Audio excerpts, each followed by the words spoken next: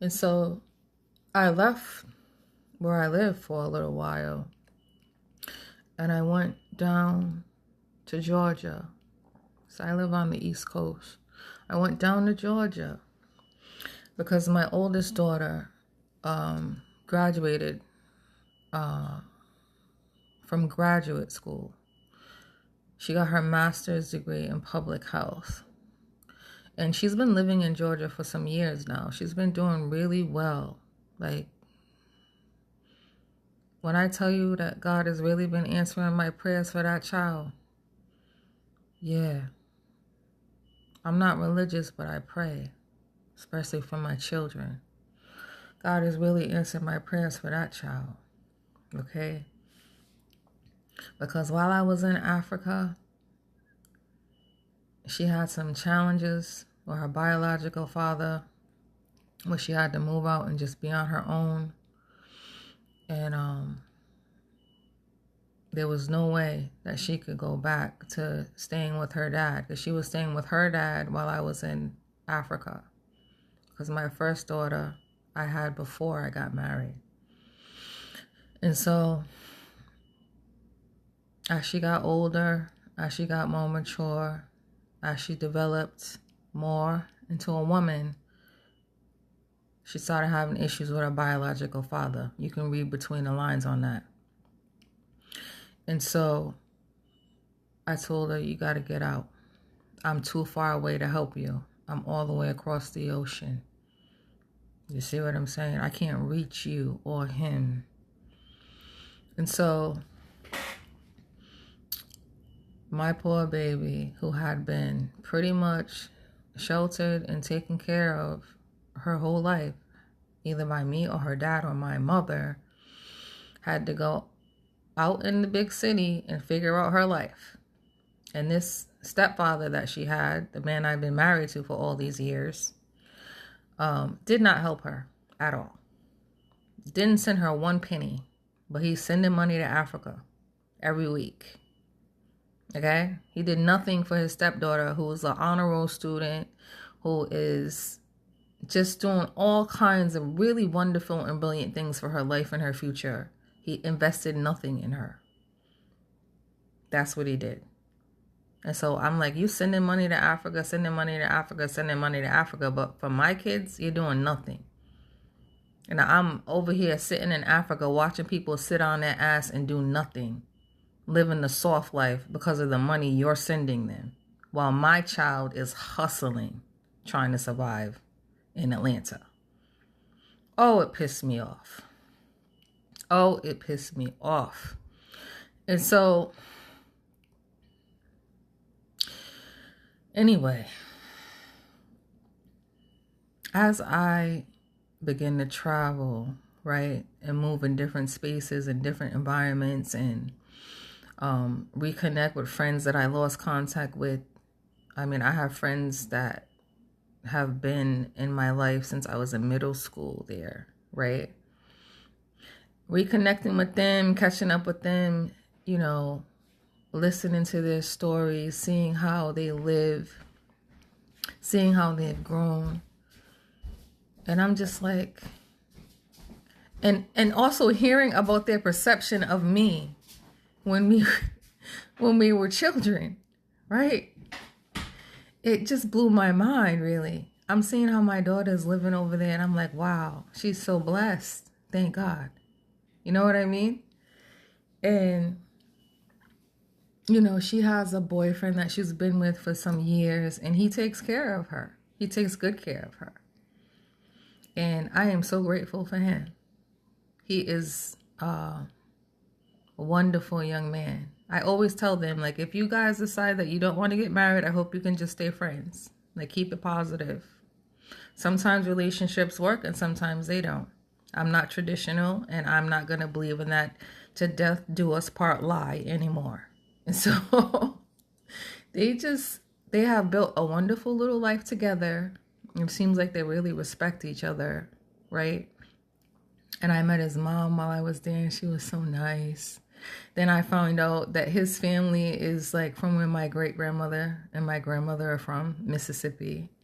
So I'm like, wow, it's funny how God works. You're being reconnected. We didn't even know it, but you're being reconnected to your roots. Yeah.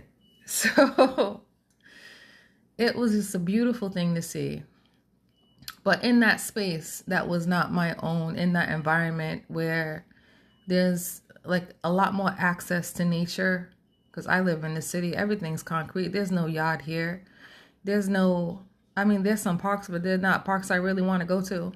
And so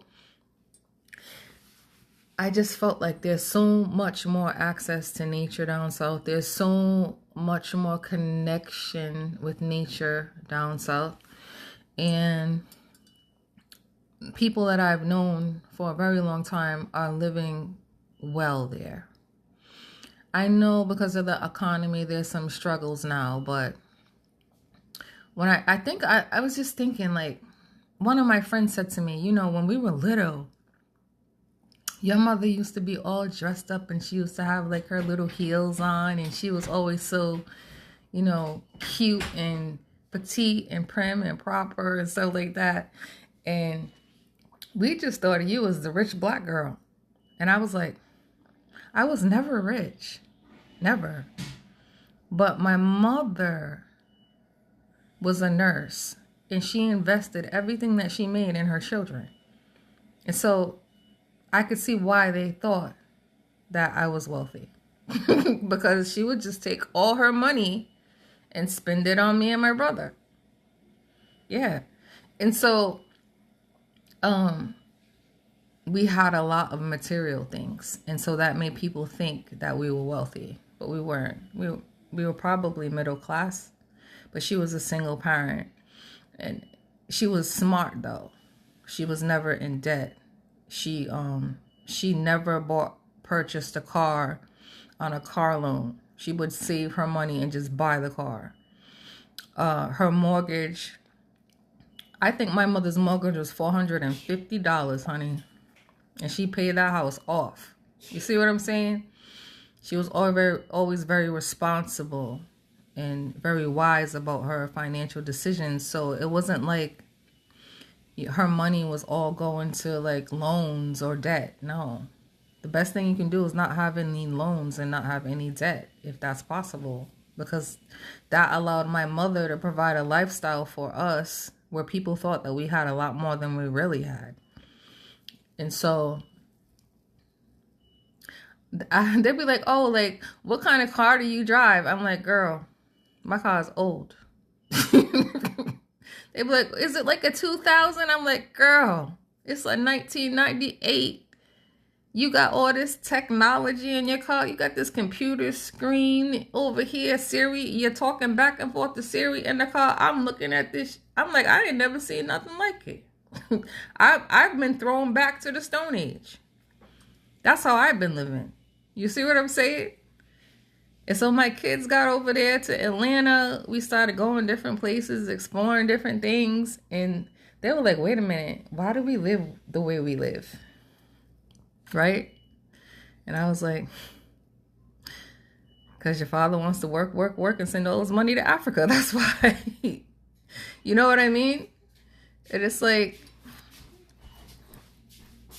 I mean, I can't change that. Can't change it. So not only did he want to do that, but he didn't want me to work. He was restricting my life so I couldn't have an equal amount of success. Because when we met, honestly, I made more money than him. And then I was relegated to the house because I had no one to care for my children but me. And I certainly wasn't going to put my children in the wrong hands. No, I was not. And so I was thinking, wow, look at how I started and look at how I ended up. People used to look at me as the wealthy black girl, right? And now I am the struggling housewife. Yeah, it's a huge contrast. You better be careful who you marry. You better be real careful. Before I got married, my life was very vibrant, honey. I had community, I had friendship, I had family, I had money. And it was all mine, all earned by my hard work. I had a house, I had a car, I had everything on my own. And then this marriage, throughout the course of this marriage, I lost everything. I lost the house, I lost my friends, I lost my family. I was disconnected, isolated, alone, and ashamed. Because this man was working, sending all his wealth to Africa, while me and my children were living like paycheck to paycheck, barely getting by with the basics, just with the basics, the basic necessities. My life was no longer as extravagant as it was before I got married or when I was a child. My husband did not care for me the way that my mother cared for me. She always wanted me to have the best. Yeah. So be careful who you marry. It can change the trajectory of your entire existence.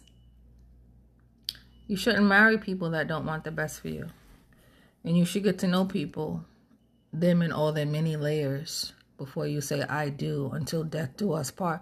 Them are some strong words, honey.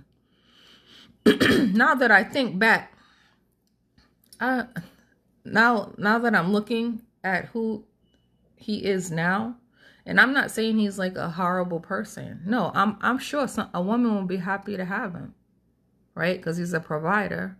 He'll provide your basic needs. Anything above that, you got to fight with the Africans. Okay? Physically and spiritually. I hope you're ready. Okay? Because a lot of times women be flirting with him and I just be like, you better get your guard up if you want him. Because he comes with a lot of warfare. Okay? Okay. Warfare, I'm not willing to fight anymore. I feel like God gave him a safe place to land in America, and that was me. And now I'm done. Okay, I've done all the work I can do for you, sir. It's time for you to go now. Thank you and goodbye. Yes, that's how I feel. I'm not willing to sacrifice or give any more. I've done my best. But it's like crazy how the trajectory of my life changed because of a marriage. My opportunities dried up. My friendships dried up. My social life dried up. My health declined. Listen, be careful who you marry. It affects every aspect of your life. Love is not enough. It has never been enough. It has to be more than about just this love or this feeling that you have, because feelings do change. People do change. I don't even know what I think about marriage anymore. Would I get married again? Probably not. Yeah, that's how I feel right now. I'm not even like, I don't even see myself dating. I'm looking at people and I'm like, ew. Like, no, I would not ever. For what? It's like, it could be menopause, like perimenopause, but I'm not interested. I haven't met anyone or can't encountered anyone that made me feel like, oh, like I want to date again. It's like, I look at people and I'm just like, no, why would I ever? Why would I ever? But it really could be perimenopause. Like, I don't have these desires, like this strong desire to be with a man or something. I don't feel that. Because I keep telling you guys, if you don't connect with me here and you don't connect with me here, we don't need to go any lower. And people are stuck. They can't connect with you here. They can't. They can't connect with you here. They're cut off. They're blocked. They didn't deal with their trauma. They haven't gone through their healing process. If you go too deep, they run, they freeze, or they attack you. No thanks. I don't want any of that. So, but God is great. The creator is great. Like if the creator sent somebody for me, then I'll know. I'll accept that person. Yeah, I'll date that person. I'll let my guard down for that person. And it will be easy because when you meet the right person, right? You meet the right masculine, then you can rest in your feminine energy. It's an automatic shift that happens in your energy. It's an automatic shift that happens in you as a woman because you feel safe. You feel at home. You feel like, you know, you can relax. You don't have to worry about certain things anymore. Yeah.